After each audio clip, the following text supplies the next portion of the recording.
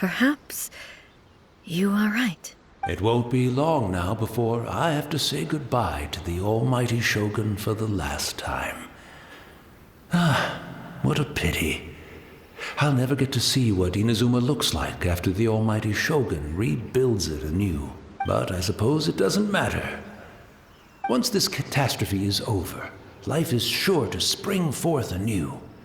But even if I survived until then, I'd probably be a hopelessly befuddled old so-and-so by then.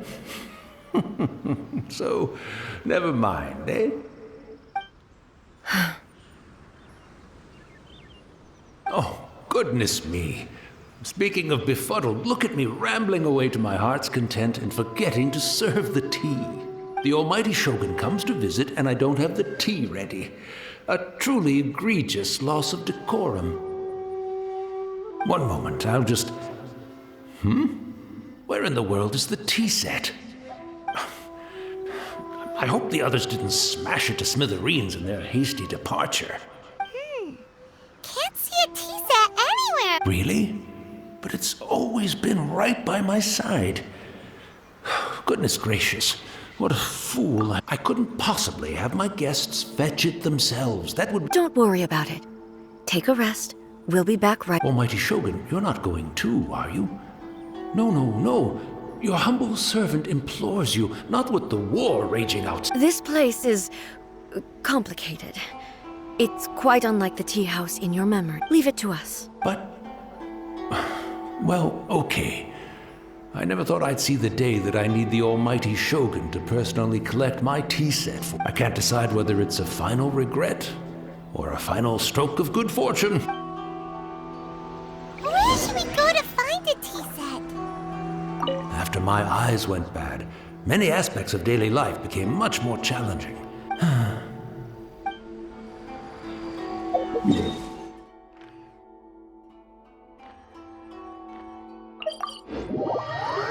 Having a cup of tea isn't exactly the most...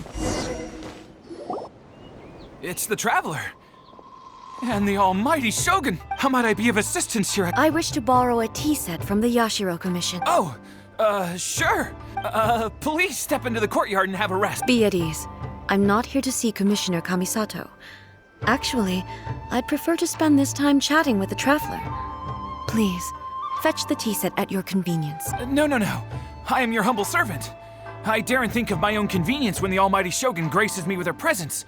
I'll deal with it right away. Well, it's not often we have the chance to chat.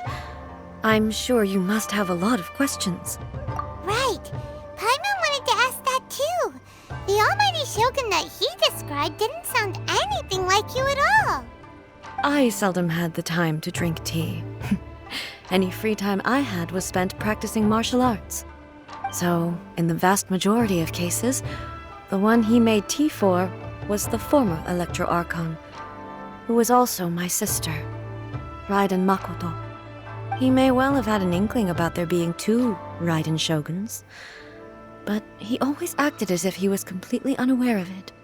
The philosophy of life that he shared with us just now, that was Makoto's view on reality. She always saw things that way. You and Makoto had pretty different views, huh? Indeed we did. It was the biggest difference between us. In her eyes, the most precious things in this world were dreams. The yearning for a better future held by living beings. They are similar, but not identical. When you came charging into the plane of Euthymia, I saw human aspirations light up the sky far above in the form of countless stars. This somewhat shook me. Now, it seems like she was right, while I took the wayward path. Wow. There sure was a lot going on beneath the surface. Makoto saw a bigger picture than I did. In her view, a dream is more imaginary, more abstract than an ambition. An ambition is a yearning for something material or a concrete outcome. It is finite in nature, and will be replaced by a new ambition in Duke. Makoto was more concerned with the force that drives humans to constantly generate new ambitions in the first place. It is something innate, rooted in instinct. In other words, it is something eternal. That's, To put it simply, Makoto wasn't concerned about outcomes. I didn't understand at the time. How can we say that we are maintaining eternity when things are constantly moving forward and evolving? I suppose what it comes down to is the definition of eternity she set out with. Yes, it does. I always thought that she must have grasped some elusive, arcane wisdom to arrive at the conclusions she did. But in the last analysis, Makoto's philosophy was, on the surface at least, an elegantly simple one. Notwithstanding that it was also the more prudent choice, based on a more mature, far-sighted outlook. do you feel you're starting to understand her better now? You have already witnessed my previous views on eternity. But now, I no longer cling to what was lost. I suppose that means our differences have been reconciled. Almighty Shogun, I found a tea set. This one in particular should be fit for your Excellency's use. It's quite beautiful. Thank you. You are too kind. It's all good, sir. She's actually pretty chill. Let us return. We ought not keep Furuyama waiting too long.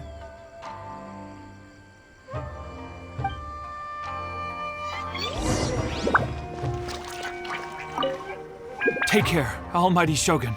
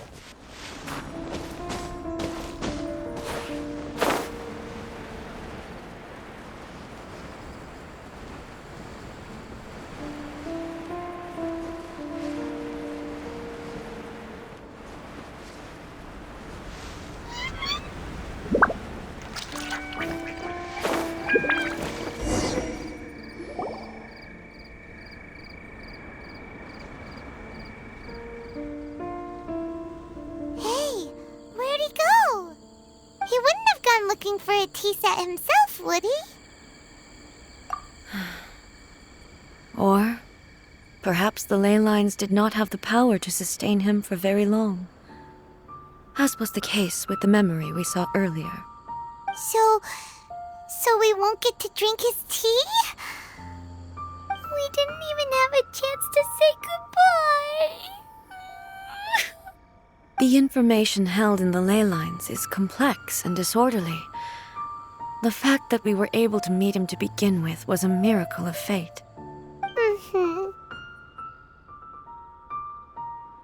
Well, this chance won't come often, and we do have a tea set. Perhaps I should try my hand at making us a pot of tea. I've watched Furuyama brew tea on many occasions. I doubt I should have any major problems doing it myself.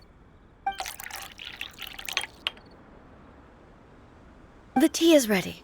Please give it a try. So many thoughts were racing through my head as I was brewing it. I'm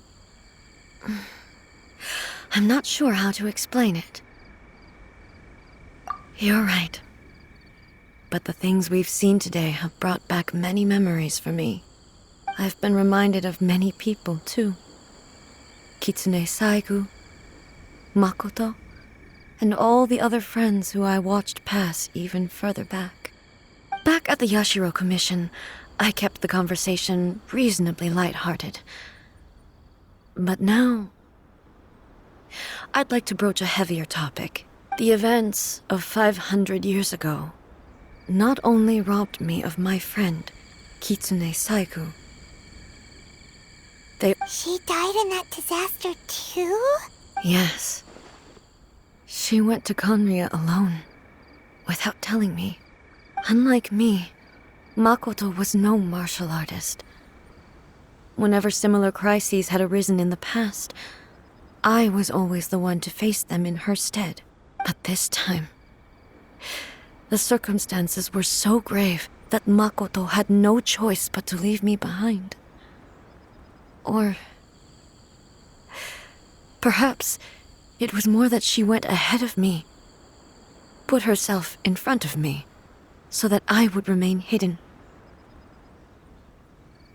In any case, by the time I realized what was happening, yes, it was too late. I arrived only in time to hear her dying breath. She had already lapsed into unconsciousness by that point, so all I could do was enter into her mind.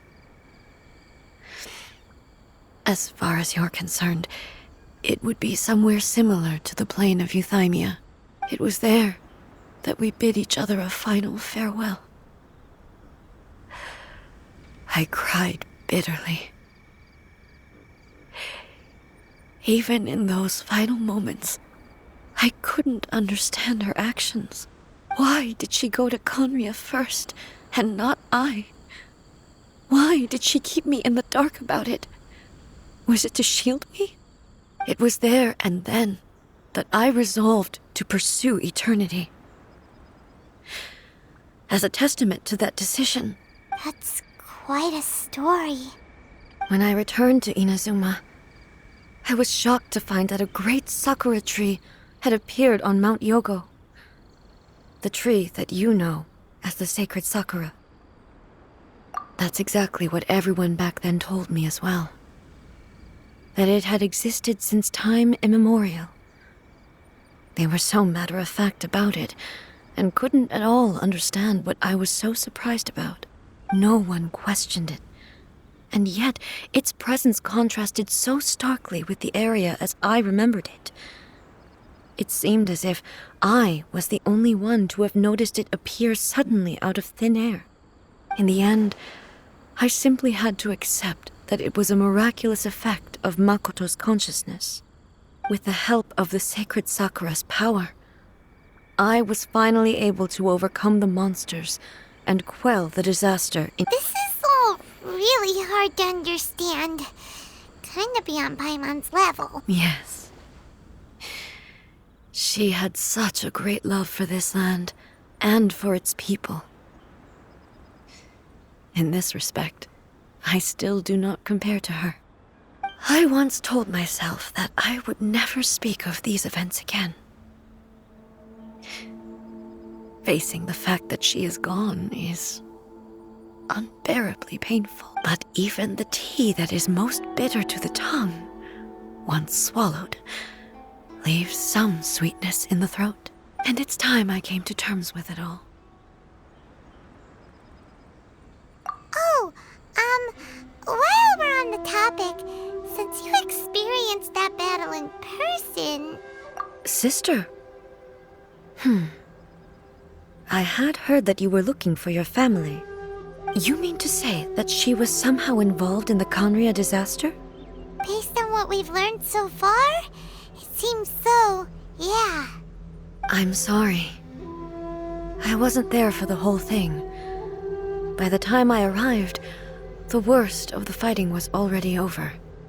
And also, my mind was consumed entirely with the plight of Inazuma and the fate of those closest to me.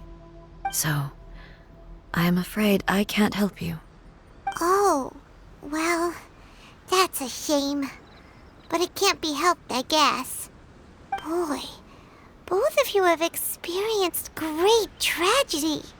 With this last cup of tea, let us honor the Tea Master's memory. Thank you, Destiny, for giving us the chance to meet again. We should go. Let's keep following the traces.